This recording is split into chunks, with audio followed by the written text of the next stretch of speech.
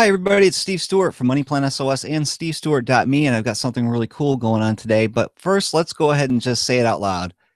Happy birthday, Audacity. It's 15 years now since Audacity went live. I've got the Wikipedia page right here in front of me. It shows that the release date was May 28th, year 2000, and today is the 15th birthday. So that's really incredible that it's been around that long. And I'm looking back at a lot of this stuff over here. I don't know if you can see it, but this is the reason I started to use Audacity. I had to get these things onto CD. And how do you do that? Well, you had to somehow hook up your turntable to your computer and then record through your computer so you can then burn it to a CD on the CD burner. Back then in the year 2000, it was, it was kind of a hack. But when you think about it, that's the way you had to do it. You had to take your turntable to a mixer, mixer to your computer, computer recorded the audio, then you had to process it some way, usually just recorded it as wave and used it as wave to burn to a CD. And then I was able to leave a whole bunch of this vinyl behind when I went out to do some DJing. And that's really how it started for me. When you think about it, that process is the same for podcasters. Audacity's been around so long that, podcasting wasn't even invented when it first came out. But when most podcasters start out, they don't want to spend a lot of money. They want to get something started really quickly and easily, something that doesn't take too much of a learning curve, just because they want to get started. And when they get started, then they're able to start producing some content, see if there's some success there, see if they want to put more effort into the endeavor, which if you're going to become a podcaster, it's a lot of hard work. So the process hasn't changed. We take our audio, somehow get it into a computer. The computer then records it, and then you can, process it and put it the other way. There's other ways you can record. Of course, you can also record onto a solid state drive recorder. You could even record on your phone. But if you want to start doing some real processing, some real production, if you listen to any of the NPR shows, they are produced. They've got music, they've got introductions, they take breaks for commercials, things like that. You can't just do that on your iPhone all at once. Well, I guess you could. There's a couple of apps you can do that, but it's a lot of juggling you have to do all at once. So when it comes to when you want to record a podcast and you want to do some of that production, you need software.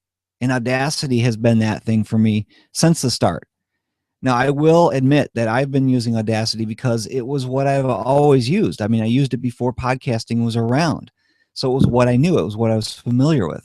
And you should probably do that too. So if you're trying to decide to switch from something to Audacity, I'm not going to try and convince you of that. That's personal preference. But if you're looking to start and you want to get started soon and fast and easy, Audacity is probably the best solution. And here's why. One, most of all, it's free. It doesn't cost you anything. You can just go online, download it right now. You don't have to go out anywhere, and you don't have to buy it.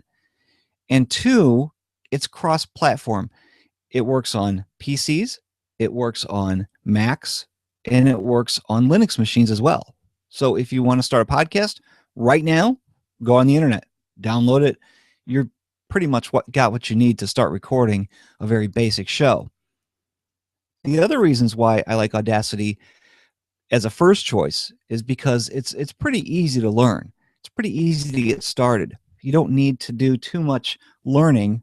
Maybe spend a half hour to an hour, and I'll give you some free resources here in a moment on how you can do that if you wanted to start learning how to use a brand new software package right out of the box.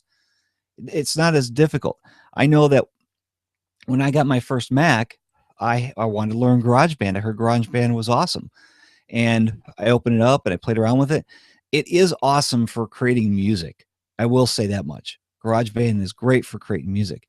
I never got into it much for recording shows, for podcasts, and I probably didn't try hard enough. So I will admit that I didn't try hard enough to learn how to use GarageBand.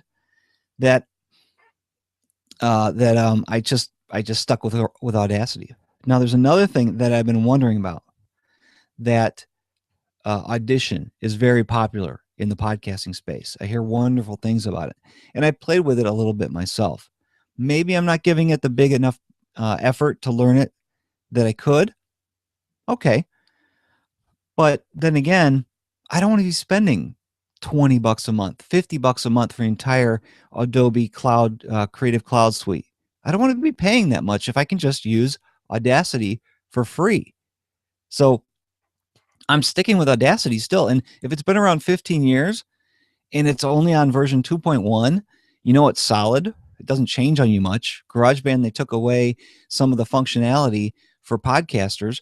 And so that just made it really hard for someone who had been using GarageBand, and all of a sudden these features got changed. It made it hard for them to continue their workflow on their podcast.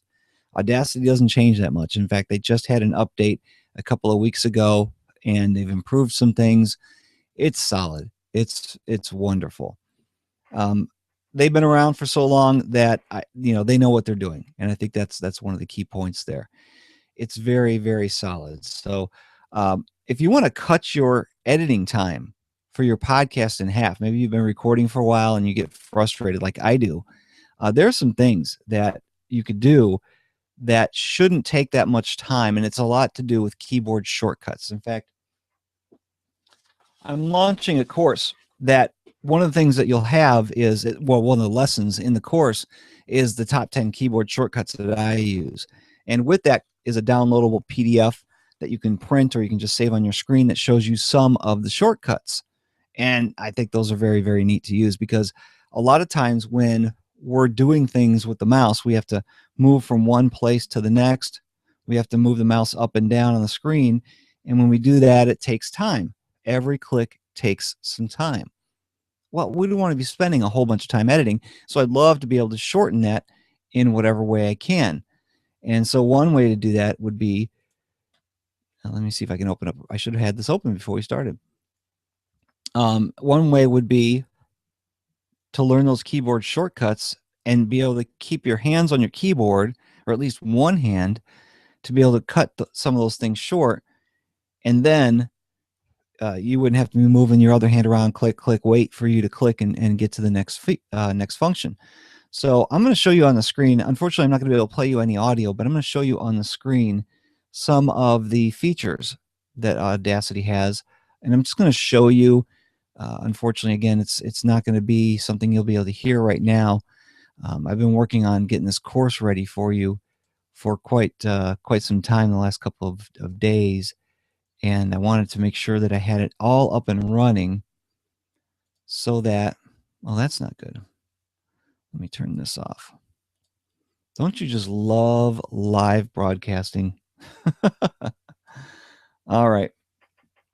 I'm hoping now that you'll be able to see this. And this is just a simple project. I've got two tracks here. This top track is my guest. Turn that off. And this bottom guest is me asking the interview questions. And right now I'm in the editing process. Actually, this is just the beginning. I introduce my guest. And then from there, he says, "Hey, thanks for having me on." I ask him a question. He starts to respond. Well, there's some things in there that really aren't that professional that we want to get rid of. And what that is are the ums and ahs. One of the lessons in the premium version of my course that I've got coming out is getting rid of the ums and ahs.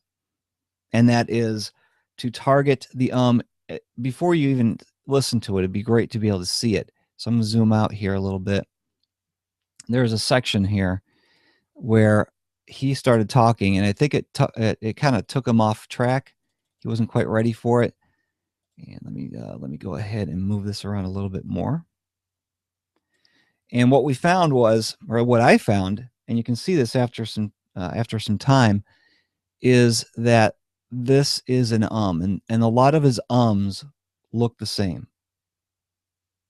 And this is another right here. This was a big long and when you start to see the ums, you're able to delete them or change them around, which most of the time you can delete them. But if you need to do something that's a little more serious, if you've got a big drawn out something like that, then you really need to be creative with your editing. So one of the things I've learned with the ums is, if you can't just delete it, which the keyboard shortcut would be to select what you have to delete and hit the delete key, and it takes it away. Or what you could do is if it becomes a really obnoxious then what you can do is reduce the audio sound from the beginning and raise it till he gets the word, up to the word that he's saying. So if the person that you were interviewing was saying something like that, you could drop the down in volume, kind of like fading it out and then bringing it back up. That would help as well.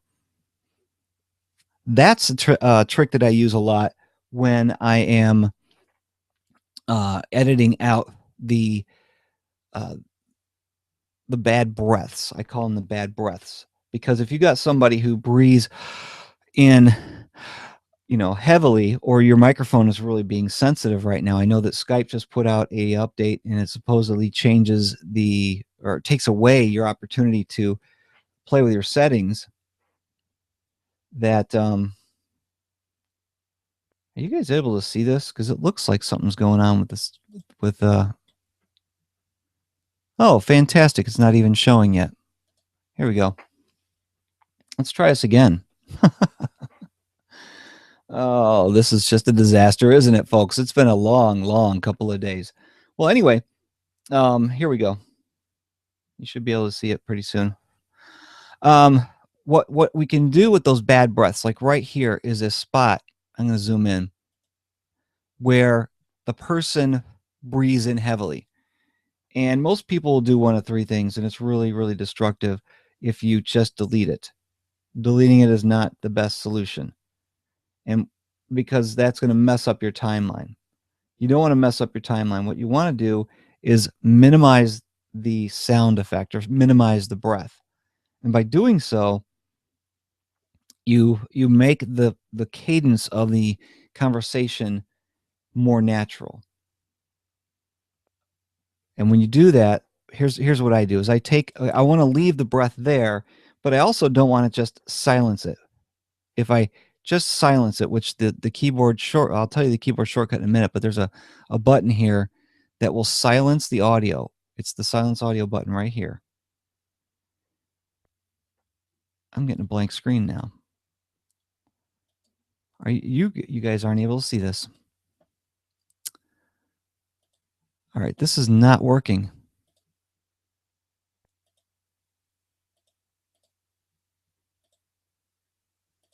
Let's try that again. Hey, you guys, if you want to tell me off that I really have a horrible webinar, go ahead and tell me. You can send me a tweet. I am at MoneyPlanSOS. All right, so here we are. You should be able to see it on the screen here now. I'm going to wait and double check, but golly, this is just not work. Come on, Google. What's going on?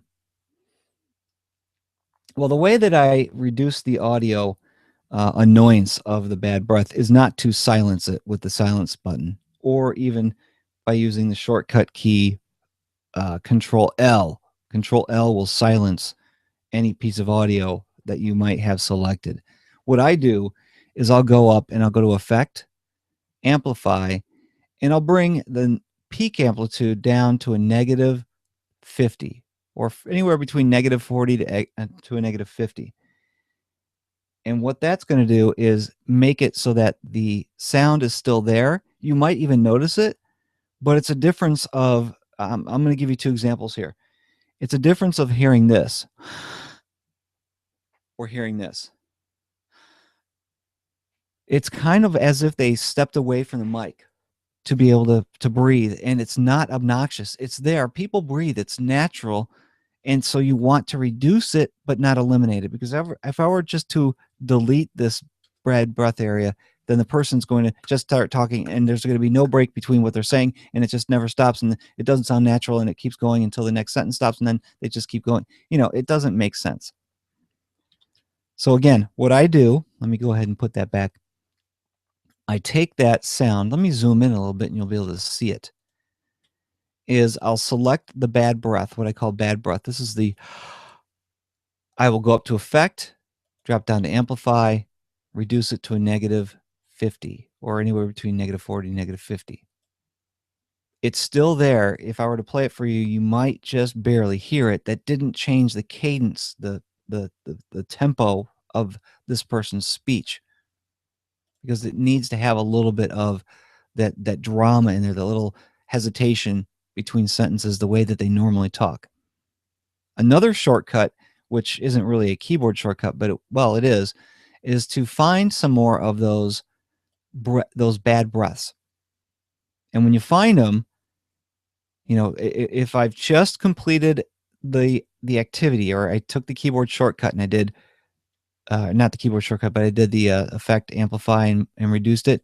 Then when I find another bad breath, instead of having to take my mouse back up and hit effect and drop down to amplify and do it again, I can simply use the keyboard shortcut for Control R or Command R on a Mac. And what that will do is reapply that exact same effect that I just did, which was reducing the peak amplification down to a -50. So let me show you on the screen. This is what it's going to look like. And I hit Control R to repeat, and it just applied that same sound effect. Control R will repeat many, many functions, many effects that you've done. It'll just repeat it. So this will save you time, because if you can just spot the bad breaths, and let me see if I can find another one real quick. This one right here is definitely a bad breath. I can hit Control R, and it's still there. Let's zoom in. In fact, there's a spot right here. You can just, you probably can't see it, but there's a spot right there that it's a little bit loud, but because I've reduced the peak amplitude of the breath, then it's reduced the annoyance of it. And I think that's very important. You want to keep the cadence of the speech, but you don't want the obnoxious coming out in your recording. That could save you some time. So, pick out a 1 or 2 minute time selection. Here's another one right there. I'm not even thinking to look at it, and I just spot it. I'm gonna hit Control R, and I just reduced it. Of course, you want to check and make sure that that's truly what it was, but I was there when it was recorded, so I know. Another really cool thing that I do a lot, and this could help along the same lines of, targeting those bad breaths or targeting those ums, is during playback. I'm going to zoom in a little bit more. During the playback of your audio, you can leave yourself little breadcrumbs, or what I call bookmarks. Audacity calls it a label. I don't call it a label. I call it a bookmark because of the shortcut. So as I play this, I'm going to leave myself some bookmarks, meaning whenever I hear something I want to reduce the noise, I want to cut out, there's an or whatever, I'm going to leave myself a bookmark. So I'm going to go ahead and let me get that lined up right. Come on, Steve. Okay, here we go. I'm going to play this a little bit, and whenever I hear this section that I want to edit out, it's going to, I'm going to leave myself a little bookmark. I won't stop to label it. I'm just going to leave a little marker, and that reminds me that, hey, I need to go back to that spot, that spot. In fact, here we go. Again, as I go through, and once I hear something, I'm going to drop my cursor where I want it to, want to leave myself a note, and then hit Control B, and that will leave an empty bookmark, but it'll be a marker all itself. Okay, here we go. So there's an I know you can't hear this. There's another There's a big long and then there's a stutter right there. This is a really bad one, by the way. This is a really bad one. So there's this here, and then another here. You can't hear it, but these are ums, and there's a big long here. And the reason I know is because I've listened to it and I've left myself some bookmarks. I can really quickly go back and hit these things one in a row. I can hit the Control R if it's repeating the same function that I had, like reducing the amplitude. And then I can go ahead and delete out any of those places where they start to they start to stutter like that. So those are some of the things that I've got in my course that I'm launching today on how to cut your editing time in half, because editing your podcast can just take the life out of you. If you think about it, we spend all this time, we want to go out there and create content. We want to be able to promote our shows. We don't want to be waiting excuse me, we don't want to be waiting to release our shows because we're editing out every little thing. There's all kinds of tips and tricks that I have inside of my course. And if you're interested in looking into that, let me tell you what you're going to be able to get here in a second. But it's going to be found at stevestewart.me, and you'll see at the top of stevestewart.me a button that says Audacity Workshop.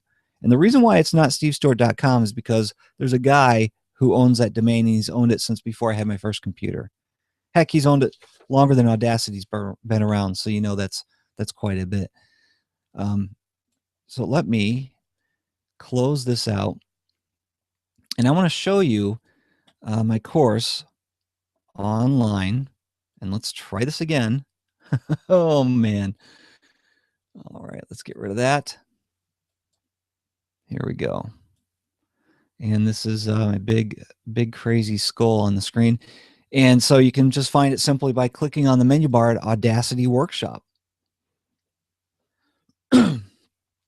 Now, right now, I've got the video live right here, so people who might be looking for the videos that I'm playing or the live webinars, they won't miss it. I've got a landing page, but I've also got this one here that will go away. But I've got a little video here that'll show you in 1 minute and 7 seconds how quick it is to record a podcast.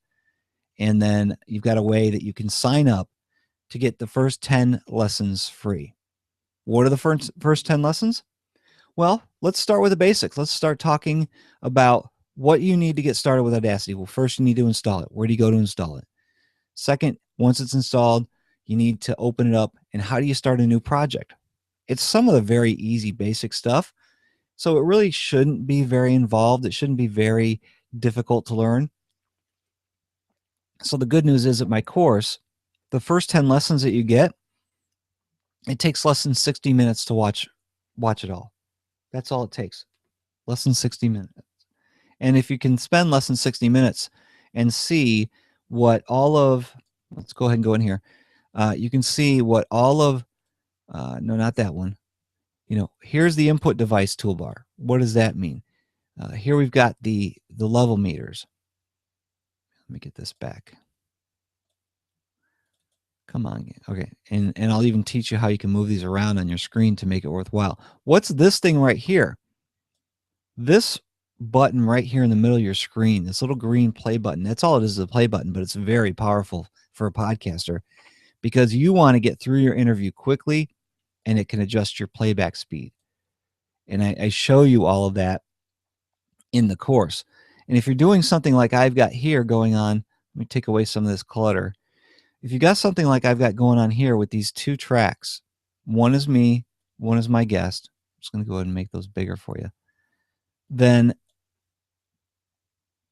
what you want to do is lock them together. You don't want to delete some of the audio on one track and not the other, because if two recordings are 30 minutes long and you end up deleting 5 minutes out of one guest but not the other, all of the answers, all of the other guest comments are going to be out of sync. Let me go ahead and show you what I mean. Find a good place here where we're bantering back and forth. Okay, that's actually, we're having a little conversation in between. Yeah, well, let's just go back to that. I'm going to reset my toolbars real quick so I can get those out of the way. All right. So here we've got, let me zoom in. We've got a couple of spots where, you know, I'll say something, he'll really quickly comment. I'll say something, he says something else. And then you'll see these things will get out of sync. In fact, I'm going to leave a bookmark here to notate where he says something. And you'll see when I start to edit things out, move that up. So there, we've got bookmarks now for when he says something to remind you where his comments are in relationship to what I say. I want him to laugh or say yes or make his comment after I've stated the question or made a joke or whatever these things are in the bottom track. So if I went and deleted all this dead space in between, watch what happens. The entire timeline, this thing here and these things here will all shift to the left because I'm deleting out the time.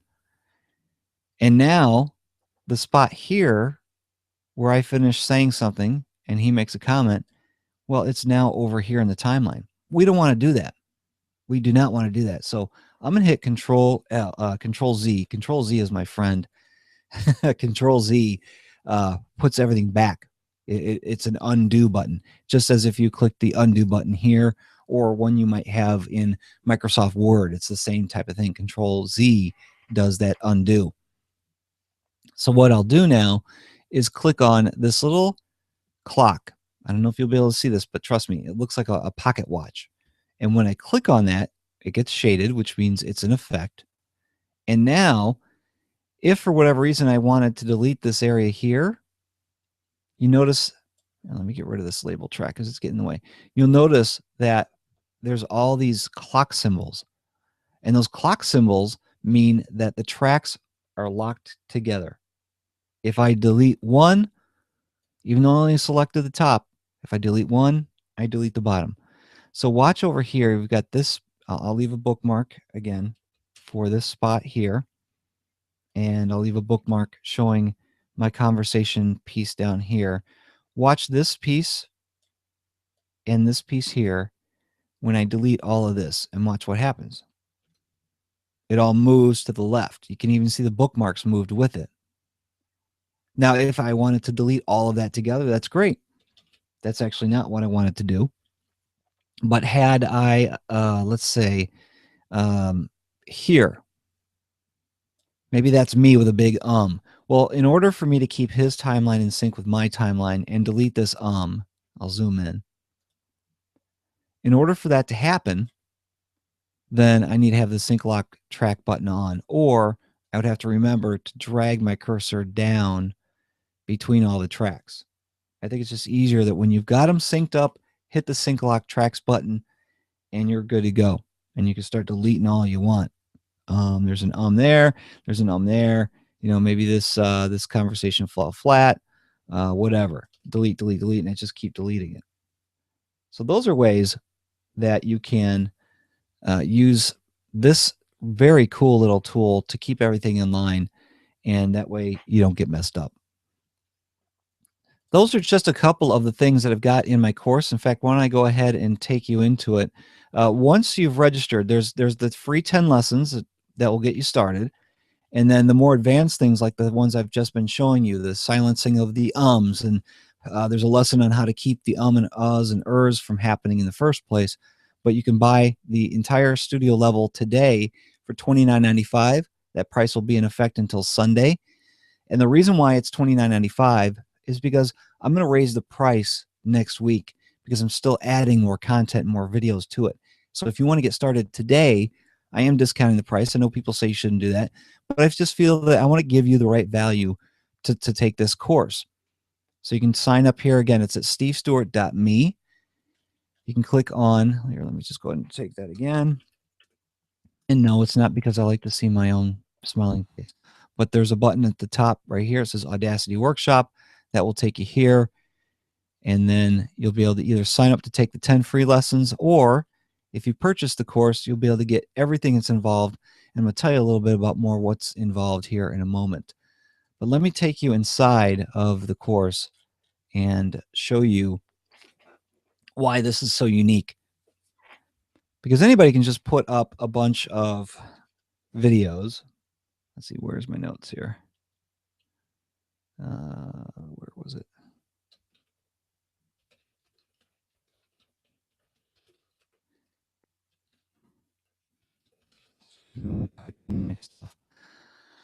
Anybody can just go in there and throw up some videos and make it hard for you to find the link. But I've got a way to help keep track of your progress. So right here's the landing page. And I've got a little video that will walk you through kind of what I'm talking about here. But this is just the free version. And you'll notice that there's this box right here on the right-hand side. In fact, let me see if I can't zoom in a little bit more to show you. There we go. This is it's a well, it's a widget that helps keep track of your progress. So I can go through and say, okay, I want to go ahead and, I don't want to install Audacity because I've already got it installed. I just want to learn, what the toolbar uses are. So I'll click on that, and that will then take me to that lesson. And I can watch the video. I can make it full screen. I can do all that stuff. I've got some notes for you that'll help you to keep track of what it is that I was sharing with you. Maybe you want to go back and say, hey, what was it about the recording meter? Things like that. Once you're done watching that video, you go down to the bottom and you mark it as completed. And this is the key. This is the key to help you keep track of what you've done. Let's say I want to go back to the page I was just at and jump to another one. You'll notice that there's a green check mark now. So that's going to help me to keep track of the videos I've already gone through in case I want to jump around. And that'll become even more important with the full studio access, which is the $29.95, because there's going to be so many videos in there, you might jump around and then lose your place. And if you lose your place, you're going to waste your time watching videos again, or you're going to miss one that maybe you should have watched. And that's just not good. So that's what you can get from the free videos. You've got these right here. These are all the free videos. And then if you want to purchase the full course, you can go purchase the full studio level for $29.95. That gets you access to all the videos. It'll give you access to a couple of resources as well. And I'm going to be adding more and more to it over time, because one of the things that I'm really excited about with this course is that it's not just training videos. Yes, you will learn something from every video, but going forward, I've already got verbal agreements with some of the industry's luminaries, some of the people who are the biggest influences in the podcast industry. I've already got verbal agreement from Daniel J. Lewis from the Audacity Podcast, Eric K. Johnson from Podcast Talent Coach, Dave Jackson from the School of Podcasting, Hit It Ladies. I've already got verbal agreements from them. They want to do webinars, and we're going to not talk about my stuff, not talk about my show or my course. We're going to talk about things that they have that podcasters need. For instance, Daniel J. Lewis from the Audacity Podcast knows a lot about chains with Audacity. I know nothing about chains except what I've learned from Daniel. So wouldn't it be great to be invited to a webinar with Daniel J. Lewis? And that video that's recorded will live inside of the course, inside of the full studio access level. And that's what I'm offering today, is to get in at $29.95. It's less than 2 months of Audition. It's certainly less expensive than buying a new Mac to get GarageBand. And the videos are short and sweet. In fact, I didn't show you that. After each one of the videos, you'll see some numbers that represents the time, how long the video is. And most of them are less than 5 minutes. We want to get in there. We want to learn the one thing. We want to get out, move on to the next thing. If I forget something, I can log back in later and I can go watch the video, and I can come right back to my Audacity project and continue working on it. All right, let me stop sharing the screen now. So I know it's kind of weird having it launch on Audacity's birthday. I wasn't really planning it that way. This is a course that I've been wanting to put up for a while, but it just happens to be. It's Audacity's 15th birthday today. That's very cool. And I'm celebrating with my orange shirt. Audacity makes me think of orange. I'm not sure why. But that it's either Audacity or Dustin Hartzler. It's one of the two. So if you want to learn more, you can go to stevestewart.me and click on Audacity Workshop. If you got any questions about the course, there's links inside there. You can just click and shoot me a quick email. You'll be able to reach me there. You can find me on Twitter. I'm at MoneyPlanSOS. I've been podcasting since 2010 and using Audacity since before then. I can't say it's been 15 years, but boy, it's been a long time. These have been around longer than Audacity, so why not go ahead and use the software that you're used to for podcasting to, from where we used to get vinyl onto CD. I can now create digital audio products that go out in iTunes and Stitcher. So again, my name's Steve Stewart. If you want to find out more, go to stevestewart.me. Happy birthday, Audacity. You've been with me for a long time, and I love you. Quick, I don't want to forget. Just a really quick little thing. Daniel J. Lewis from the Audacity to Podcast interviewed one of the creators of Audacity on his show this last week. You can find it at theaudacitytopodcast.com/221. It's his 221st episode, which is awesome. So that's, again, theaudacitytopodcast.com/221 if you want to learn more about Audacity from the founder. But if you want it just quick, easy, get in there, get out of there, lessons on how to use Audacity and use it quicker to save yourself time with editing, stevestewart.me, and click on Audacity Workshop and all the information's there. I didn't see anybody who wanted to come in. I was hoping people would not come in and talk about their testimonies with Audacity, but I appreciate you guys for watching. Thank you so much. And I'll be on again tonight at 9 p.m. and at 9 p.m. Eastern, that is. And we'll do this again for the people who are working today and weren't able to take off for their lunch break or whatever to watch. And we'll talk again. So if you just jumped in recently in the last 10, 15 minutes, hey, if you want to be on with me and talk about Audacity, talk about how much we love it, maybe you could even share some of the tricks of the trade, then come back tonight, 9 p.m. Eastern. You can find it at stevestewart.com/live. I'll make it easy for you to find. stevestewart.me/live. And I'll see you back here tonight. Thanks.